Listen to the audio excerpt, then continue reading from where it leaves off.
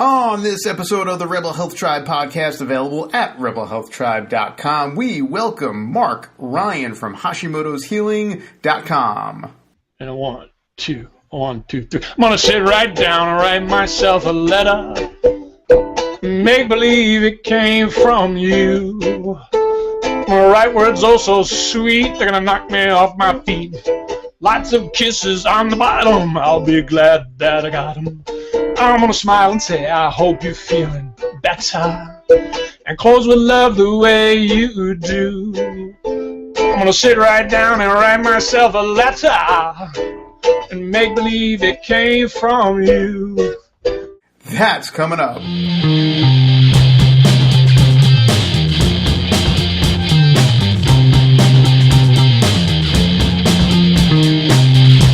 Welcome back to the Rebel Health Tribe podcast. I'm Joe Rignola with Michael Roseline. What's up, Michael? Yo, how's it going? How's it going? How was lunch? Breakfast, but good. Oh, breakfast. I forget. Well, it's lunchtime for me. It's 1:30 here in the beautiful state of New York. Today is beautiful, so I'm not. There's no animosity today. No weather, anger. Sunny out. I don't feel like crawling into the corner and rocking back and forth in the fetal position today because the sun's out. So I'm good. Great. So today we're joined by Marc Ryan of Hashimoto'sHealing.com. Hey, Marc. Hey. How's it going? Good. It's wonderful to be here. I'm really excited to chat with you guys. We're excited to chat with you. We've been a fan of your work for a while, your videos and so forth, and was just watching your interview with Dr. K. And really good stuff, man. Oh, thank you. For folks who may not be familiar with you, just give a little background about what you do and why you do it. Yeah. Well, I'm a licensed acupuncturist and herbalist, and I practice functional medicine. And it's kind of, I've sort of developed this practice where it's a hybrid of Chinese medicine and functional medicine together. And as you said, you know, my real passion is Hashimoto's, and one of the reasons is I have Hashimoto's myself, and my daughter has it, and so I've got a lot of personal experience with it. So it's really, you know, it's really a passion for me. Mm-hmm. And you know, just in terms of my practice, I started out like every acupuncturist. You know, I got out of acupuncture school. I had no idea what I was doing, and you know, worked for a bunch of different doctors and went from place to place, and was a generalist for a number of years. Did a lot of orthopedic stuff. Worked for orthopedic surgeons and chiropractors, and went through that process. And then, you know, I saw a lot of these doctors who had these big multidisciplinary clinics. Mm-hmm. But they hired all these other people because I was one of them who worked for them, and I was like, well, why can't I do that? Right. So I did that myself and had a pretty successful clinic for a number of years in San Pedro, which is in the Port of LA. And we went through this, you know, it was like a big operation. I had MDs and chiropractors and physical therapists and a couple partners, and you know, it was really interesting. Totally insurance based, so it was like in that insurance world, which is not crazy and corrupt and like, you know, unbelievable. And then the recession came. The business crashed. I had all these people on my payroll, and you know, I was like totally stressed, and my health crashed. Right. And I went through this period of like, I had to totally re-examine my life, and what I was doing was just not working. And you know, it took me a long time. I put a lot of time, and a lot of money, and a lot of energy into that project, and I had to come to grips with like, this was not healthy. Yeah. You know, and as a practitioner, I was like really humbling. And you know, there's some shame around that, to be honest with you. Yeah. Yeah. And you know, and so I went through that process, and during that time, I was diagnosed with Hashimoto's. That's when I figured out I had it. Wow. And yeah, I can relate to having a overwhelming business. It wasn't in the health field, but big overhead. You know. And for me, like, that's when I had to just radically simplify my life, mm-hmm. and I had to find one thing to do. I realized, you know, and at that time it was like, Hashimoto's was just in front of me. It's everywhere. I had a lot of patients with it. I was struggling with it. And I just said, you know, I'm just going to devote my life to this one thing. A lot of people are like, you're crazy. It's too narrow a niche. You're never going to make it. It's not going to work. Yeah. And it's been, like, totally exploded. Yeah, it's not like millions of people don't have Hashimoto's or anything. Right. I mean, the funny thing, too, is, like, when you do that, like, a whole universe opened up in my life, you know? Yeah. Because, like, when you go deep like that, there's just so much to learn. Mm-hmm. About this one thing. It's like I keep learning every day. I'm learning more. Right. Kind of like that Dr. Seuss thing, Horton Hears a Who, like you could that little flower in there, Yeah. the whole universe in that little flower. Exactly. But yeah, so that's where I am today. Yeah. Great. Do you feel like you had some symptoms, dating back a few years, and maybe you just you were so busy, so stressed out, so frantic that you kind of ignored them, or weren't? I think absolutely. Like when I look back now with what I know now, like I can trace back to just weird things happening when I was in college that like I had no explanation for, and I'm fairly certain it was autoimmunity back then that just nobody was looking for and nobody was doing anything about. Sure. You have more than one autoimmune condition, right? I do. I have something called ankylosing spondylosis, which causes the vertebrae in your spine to fuse. Oh man, that doesn't sound like fun at all. Really fun one, yeah. But the great thing is because I've immersed my life in this, and I've studied it a lot and done a lot of things. I've really been forced to walk the walk. That's the other thing with me. It's like whatever I tell my patients to do, I do myself. I was saying this the other day. It was like, imagine if every doctor you went to actually took the medication they prescribed you and got the surgery that they recommended for you. You think that would change the way they practiced? Yes. Yeah. That's the way it is for me. Like I'm literally doing what I want you to do. So that's great. Yeah. Go figure that would be a good approach. Was that Mike? Go figure that would be a good approach. Right. Exactly. Yeah. Yeah. What was? Where'd you grow up? I was actually born in Holland, and then I came to the United States when I was 4 years old and grew up in upstate New York. Oh, no kidding. Okay. Yeah. Where in upstate New York? My father was a professor at Colgate, so it was Hamilton, New York. Oh yeah, I'm kind of familiar with that. It's like in between Syracuse and Utica, sort of. Yeah. Yeah. Okay. Yeah. I'm in New York too, so it's I'm somewhat familiar with the area. Okay, cool. And so you have actual memories of Holland, even though you left at 4? I mean, I do have some. It's hard to know. Is it photographs I've seen? Yeah, right. Or is it actual memory? But yeah, I can remember being. I was born in Amsterdam. Being on the streets and canals and stuff. Yeah. Right. Oh, very cool. And so what was your parents obviously decided to move here? Was it for my work, mother was American. My father was Dutch. So. Oh, okay. So mom brought the family back here. Mm-hmm. Gotcha. And then you grew up in New York, upstate New York, or what I call upstate. Maybe it wasn't upstate for you, but everything. It was upstate. It was definitely upstate. I lived in New York City for many years, so yeah, it was upstate. Everything was upstate for us. Yeah. And so when growing up, was there sort of a focus on health? Was there something that sort of drove you into that sort of alternative medical space? Not really. My mother and father divorced, and my mother remarried, and she married a man who was an archaeologist and a sculptor and artist. That's he was the head of the art department at Colgate. Wow. And then we went to Japan for a year, and he did a lot of sculpture. And that's how I was like exposed to Asian culture really young. So I think that's how I gravitated towards Chinese medicine. Right. So it's like those formative years where it just kind of implanted the culture and the aesthetic. Mm-hmm. There's much worse things that could get implanted in the I was just right. I think you went pretty well there. Much worse than Asian culture and art. That it sounds like a pretty good combination to me. Exactly. Yeah.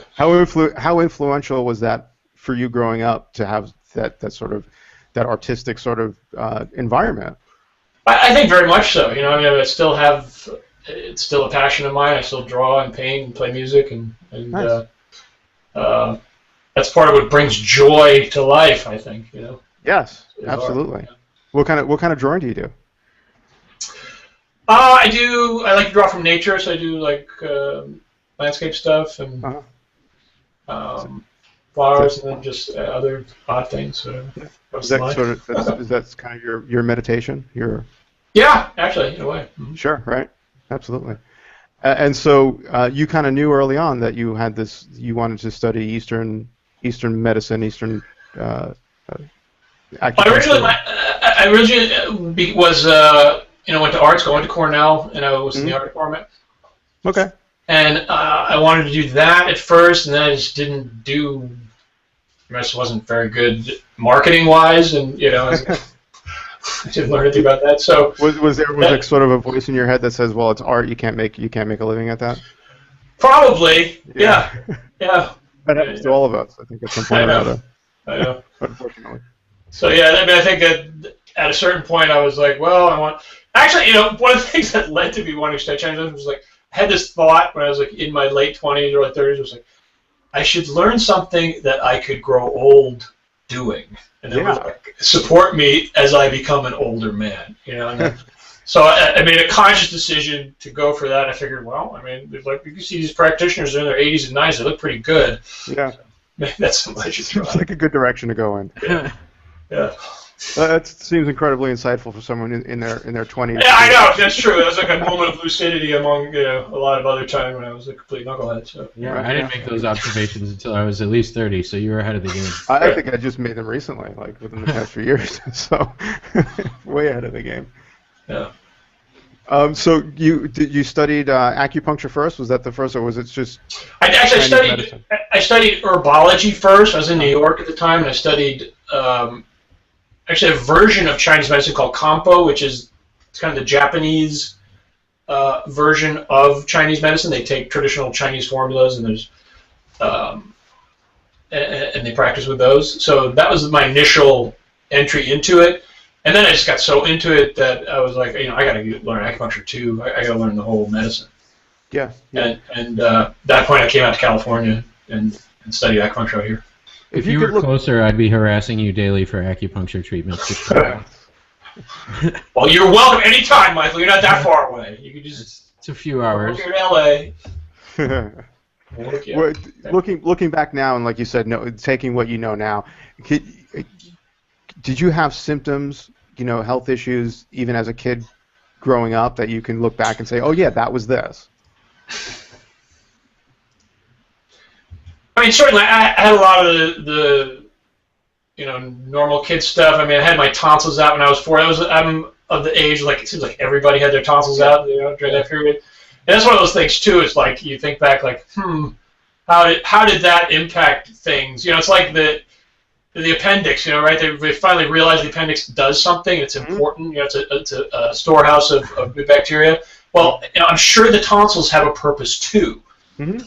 It's one of those things. So, I often think about, well, what were the ramifications of that long term? Right. And as a child, I don't really remember that many health issues except that in particular. But as I got older, and I think into adolescence and into early adulthood, that's when I started to have weird symptoms that I think absolutely were autoimmunity. Yeah. If we look for them. Yeah. So like digestive problems, fatigue, and stuff like that? Yeah, digestive problem, food sensitivities, just like weird rashes and weird skin stuff that just was inexplicable, was like come and go. Mm-hmm.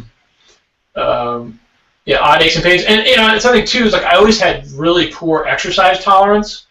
And I was like, never understand why. It wasn't until many years later where I figured it out. Oh, of course. And I learned how to exercise properly. That's why I teach people that I work with. Right. Too, because, other people would just compete and have no problem, and I would just be exhausted, and I could never figure out why. And I'm certain that was related to it, too. Yeah. Yeah, that's interesting. So when you graduated school doing the herbology, you went right into acupuncture? Yeah, so I got a herbology degree in New York, then I came to acupuncture school and got my degree, and then started practicing. Yeah. Yeah. Did you start with a small practice, or did you just jump right in with the fourth? Yeah, I had no idea what I was doing, and I had no business training at all. So I went to work, so what a lot of people do, I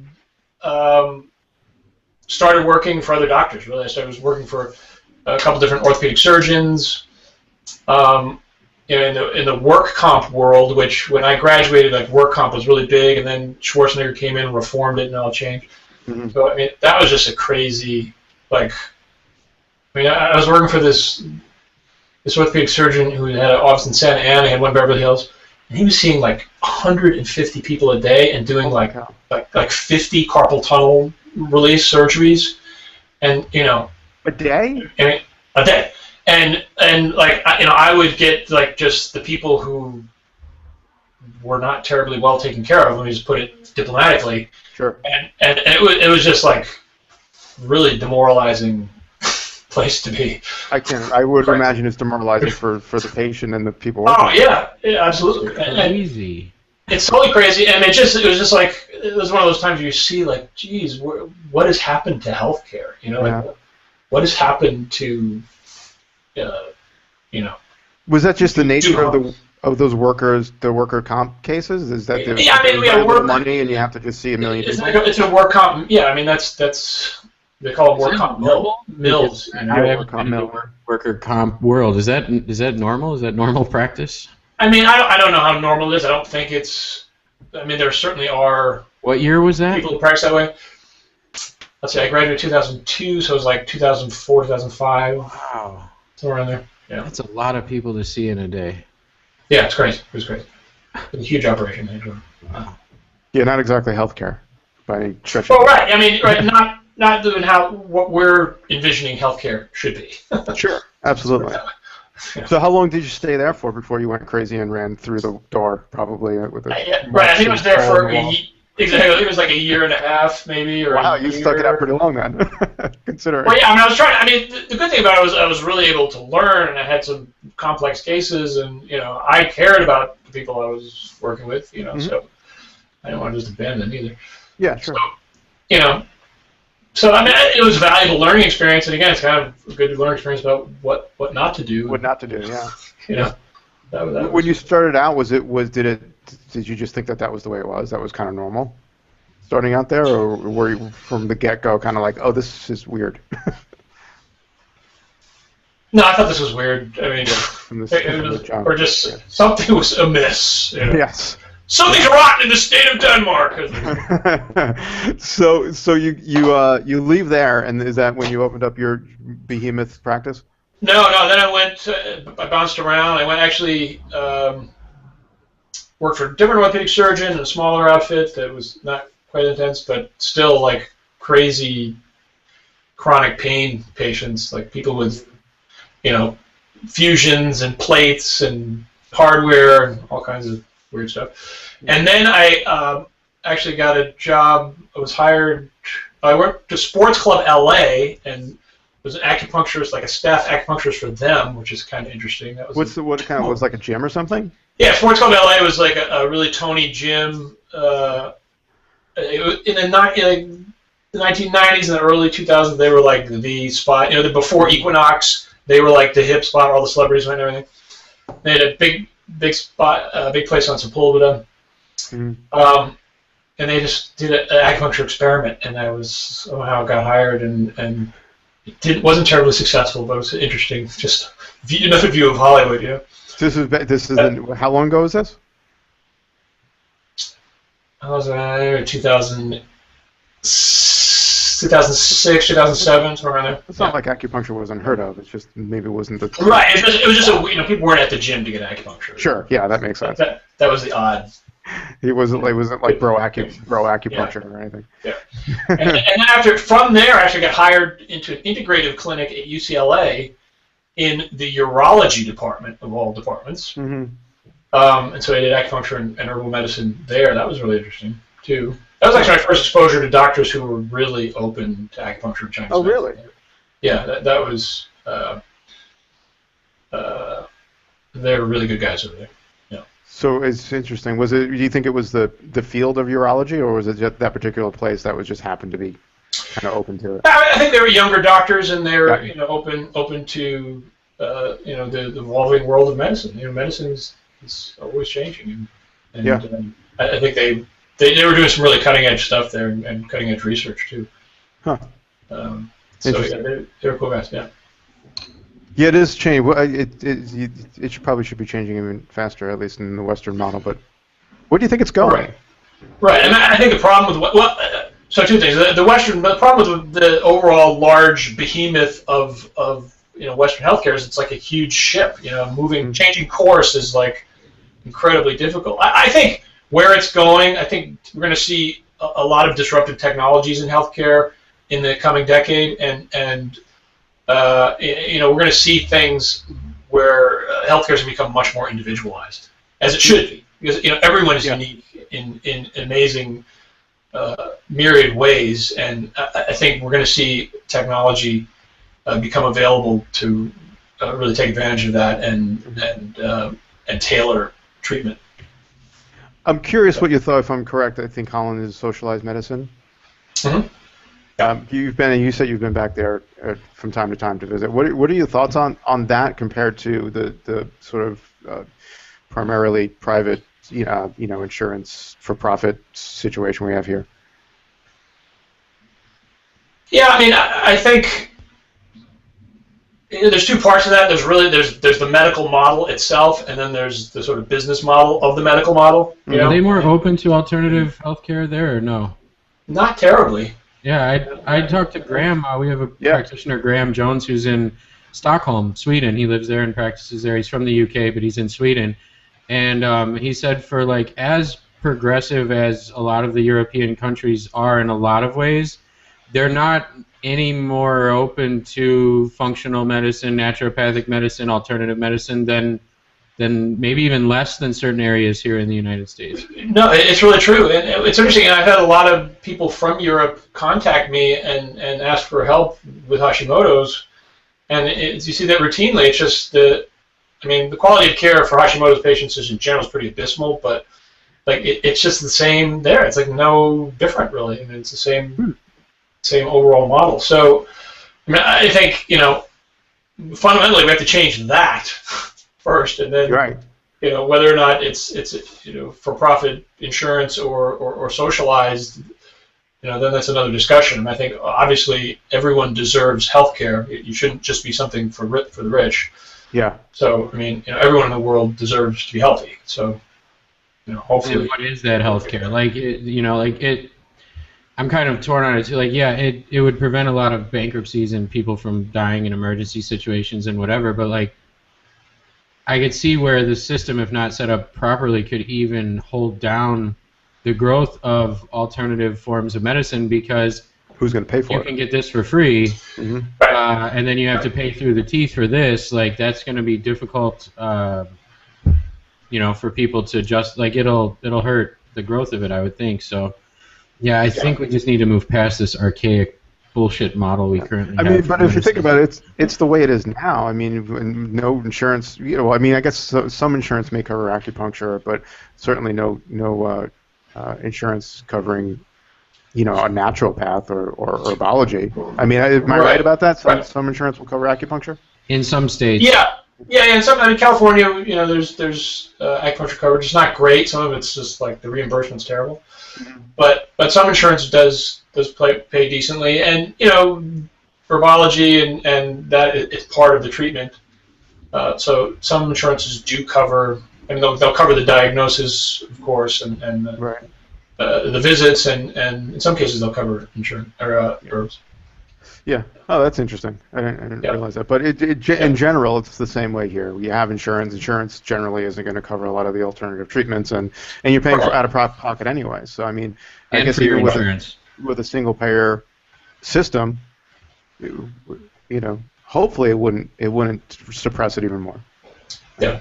When was the last time you went back to Holland? It's been over a decade. I'm due to go back soon, actually. I really want to go back. You saw a family over there, you said, right? Mm-hmm. Awesome. So how'd you get the ball rolling with your current operation that you have going on? Like, how'd you decide to just the Hashimoto's healing? Yeah. Like going more online based and the courses and things like that. Yeah. Well, I went through that process, as I mentioned, where like my whole life crashed, and like I had to radically, simplify. And because I was in such a tight niche, I figured, well, I got to go out on the internet and try and reach, a wider geographic area. Mm-hmm. So that was really the impetus to do that. And then it's just kind of been, I really didn't know what I was doing. I just kind of started doing it, mm-hmm. and it's just grown from there, kind of organically, really. So still trying to figure out how to do it.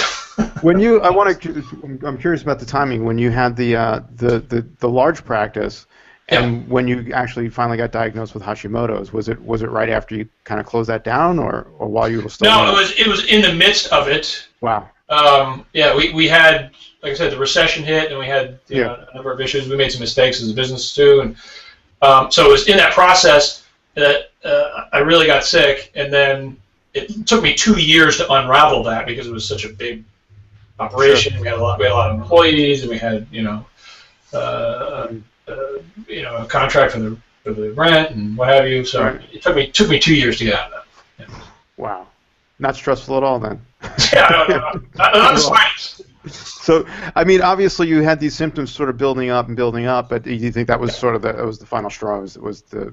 I think so. I see this with a lot of people I work with too. It's like there's one, final super stressor that just is the straw that breaks camel's back. That's what happened for me. Yeah. We were talking to Jen Whitman yesterday, and for her it was that she got into an accident with a semi-truck, so that's no big deal. Yeah. Just that. Yeah. Just that. So it's always, I mean, a similar story with me with the business that I had that, around the same time, around that 2007, 2008 area where things came crashing down and my health came crashing down with it. But I think a lot of people have a similar story there.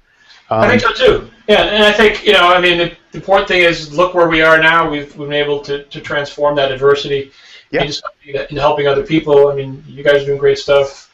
I've been able to help a lot of people. It's a blessing in a way. What was your first thought? Is you knew you had to reach more people. You knew you had to sort of be online based. Did you just start making videos? What was the first kind of thing? Pretty much. Yeah, I mean, I started blogging and doing videos. Always liked video.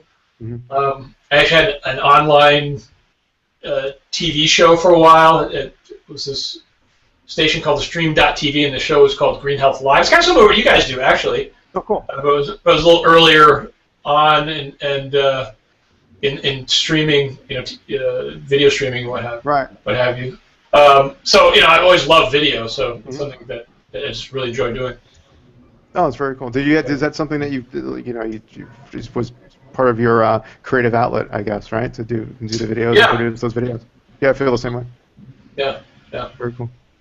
So, did you was your first site Hashimoto's Healing, or did you start like a? No, I had a number of other failed websites. I did a stress website. I did a sort of a general pain website. I did a few other ones. And the lesson for me was really find the niche. Once I found the niche and the specific thing that I could really go deep into, that's when I started to get some traction and to reach more people. So you didn't start out focusing on Hashimoto's, even though that was the thing that you were struggling with. Yeah, no, not initially. No. That's interesting. Yeah. Yeah. Was it sort of a light bulb? It was like, okay, why don't I just focus on this? I got tired of failing, and so I went and got some business training finally. And they were like, you need a niche. And I was like, yes. Oh, okay. I resisted it. Finally, I was like, okay, this is what I'm most passionate about, so I'm going with this.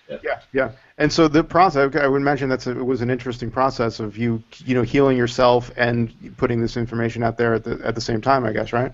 Right. Yeah. Absolutely.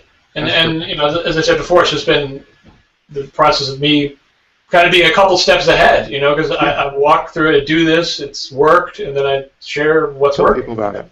That's fantastic. And then and then your daughter has Hashimoto's too, right? She does, yeah. Mm-hmm. How long ago was she diagnosed? She is 20 now, and she was about 16 when you first figured it out. Okay. Yeah. So was it around the same time? Or it was a couple of years after I was, but that's when I became really conscious of it. I was like, we got to test you to see. Sure. She was just sleeping more than seemed appropriate. That was one of the telltale signs. Yeah. And none of the doctors thought, pediatricians or anything, thought to look for it. So really, even though at that point you knew you had Hashimoto's, still didn't ring a bell. Huh? Yeah. Amazing. Yeah. Did you actually? So you had some resistance. How hard did you have to fight to get the full thyroid panel for her? Was it? I ordered it myself. I ordered. That makes sense. Of course. I just stepped in and took over. Yeah. Okay. Excellent. And then once you started the Hashimoto's Healing, did that finally start to gain traction for you and more people? It did. I mean, it took time. It's like anything, you just build and keep building, kept blogging, kept creating content, started a Facebook group and started to people started to appreciate what I was writing, the content I was putting out, and I asked for their feedback and listened to what they told me, and kept following. Funny how that works, right? Yeah, ask the people what they want to see and hear, and give it to them, and they like it. Right. Yeah.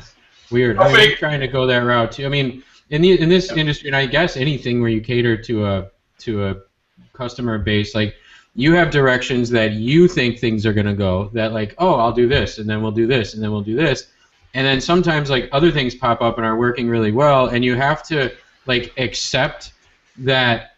All right, well, my audience really likes this or wants this, so we do this instead, and that goes on the back burner then because that's what I want. But I think I've recently come across that, and we do sometimes, and so we've tried to, get the pulse of the audience and see what they want to see and what they want to hear, and it's not always what we think that it'll be or that it should be. Yeah, that's so true. I mean, that's totally been my observation too. Is like I come with this is a great idea. I think they're gonna love it, and it just bombs, and like it's great. Like nobody cares.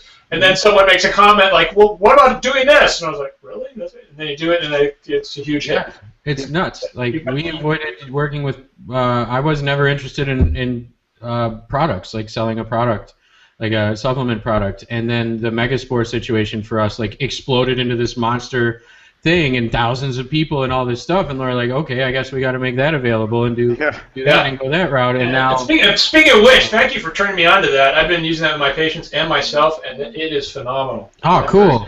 A great product. That's good to hear, man. And that's how it happened. It just like, and then we had Karan on a webinar, and then boom, there's hundreds of emails, and we're like, okay, I guess we're doing microbiome now. And so, but that's what people want, and that's what's helping people. And so, our other plans that were less interesting to our audience and more interesting to us become future plans, and with what the people really want. And it's all fun for us. I mean, we're connecting with people, we're helping people, and it's great. I mean, no complaints. Yeah, I mean, for me too, it's all about learning, and there's like every day is an opportunity to learn something, and whatever the direction people want me to go in, I'm excited because it's an opportunity for me to learn and grow. Right. It's not overnight. It's the success you've had is you grinded it out for a while, and I think a lot of people coming into the space think they're gonna make a couple of videos and write a couple of blogs and explode and be super successful overnight. But it takes work.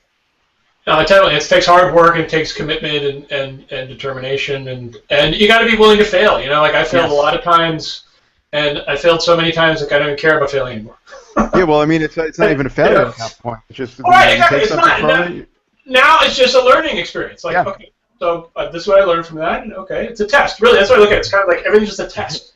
Mm-hmm. And you test it, you throw it, you more towards the target. Like. Yeah. I don't think that there are overnight successes and random home runs and things like that happen. Those are the outliers. I've never run into it personally. Yeah, no. I mean, either personally, I wish I would have one of those, but yeah. But like when I've created an online program that we turned into our Primal 90 program. I created that about 4 or 5 years ago. I spent months on it. It was awesome. I thought this was so cool, and then I went live with it and I sold 7. Good. Literally 7. I made about 6 cents an hour for the time that I worked on that thing. And I was devastated and frustrated and angry and like, why don't people want this? I'm trying to help everybody, whatever. Mm-hmm. But then that laid the groundwork for something we did later that was really successful. And so, I mean, it's always, you can't succeed until you've failed enough times, I don't think. Exactly. Right. That's absolutely true. Yeah. So, and again, it's just about learning and growing. How can you better be and fail? That's right. There's books, I think it's called something about how to get no's or how to fail or how to something, and it's all about like just accepting that that's part of the process, whether it comes in business or life or learning a new skill or whatever. So what's I know what can people find when they go over to your website, Hashimoto's Healing? You've got a book over there that people can grab for free, actually. I've got a book. Just it's free. Just pay for the shipping and handling. It's called Roadmap to Remission. Mm-hmm. It's a book I wrote last year, and really is a combination of kind of Chinese medical ideas and functional medical ideas, and I look at both and where they intersect. it's all in reference to the thyroid and Hashimoto's experience. Great. So yeah, it's a really popular book. Actually. Great, excellent. I'm going to check that out myself. Thanks for offering that. There it is. Yeah, thanks, bud. Yeah. There's the book. Oh, there you go. Cool. Yeah. Yeah, you gave me 2 copies when I saw you at the event in October, and I gave one. And Joe, if you just give me your address, I'll send you one. Oh, sweet. I appreciate that. I will. Yeah. I gave one to my mother-in-law who has Hashimoto's, and she loved it. Oh, awesome. Thank you. Yeah. So that's great. Know that was helpful. Mark, what's next for you Yeah, I'm just plugging along. I don't have anything earth-shattering changing. I'm just continuing what I'm doing. Dr. Karazian is doing a brain program that I'm an affiliate on, and I'm going to actually do commentary during it. That's coming up in April, and then I'm launching the program that the book is based on, which is called The 5 Elements of Thyroid Health. Okay. And that's an 8-week program where essentially go through each of the different organ systems, and we look at the physical, the spiritual, the emotional aspects, and what to do about them. So that's coming up in April too. Mm-hmm. Yeah. So that's going to be your launch. Yeah. Mm-hmm. Great. Oh, that's great. So we look forward to that. And what's that going to be called? It's called The 5 Elements of Thyroid Health. Excellent.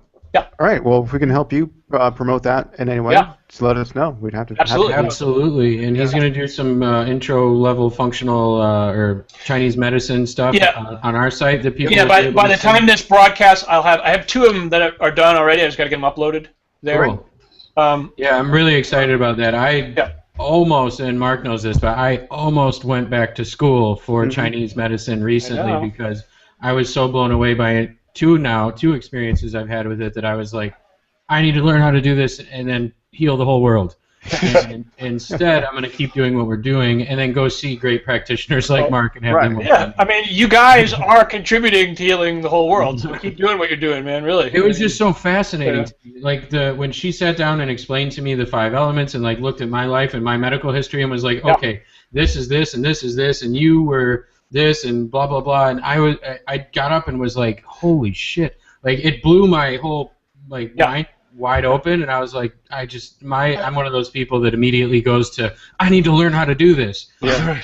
Instead, I've just been like, I should listen to her and change these things I'm doing. Right. First. And then we'll interview a bunch of really cool people like Mark and connect them with. But I'm excited to introduce Chinese medicine to our audience because we haven't done any Chinese medicine related anything yet, and it's super cool, and people ask us about it, and I'm just like, I just start spewing out superlative words and don't know details and things. I'm just like, yeah, do it, check it out, go do that. But they're like, why? And I'm like, because. Yeah, we should do some future podcasts where we just explore different Chinese topics. We can make 5 elements if you want, like whatever would be the most basic thing. Okay. To start with, like a Chinese Medicine 101 webinar. Let's do the 5 elements. That's a great idea. That's what my logo is based on. Yeah, I see that on the book. We'll do it as a series. We'll do it as one of our series. Okay, wonderful. Those are great. Love to do that. It'd be fun. That sounds great. Cool. Maybe a 5-part webinar on Chinese medicine and do we could do each one for each one. Yeah, that'd be amazing. Let's do that. Love Look what that just idea. came out of this podcast. Love that idea. Down Chinese teamwork. High five. Webinar. Internet high fives. Now, before we leave, if you'd like to play us a little tune. I do. I've got my ukulele. I want to play a tune for you guys. Oh, that makes me so happy. You have no idea. Okay. Free concert for Rebel Health Tribe podcast listeners today. Here goes. Play us out, Mark.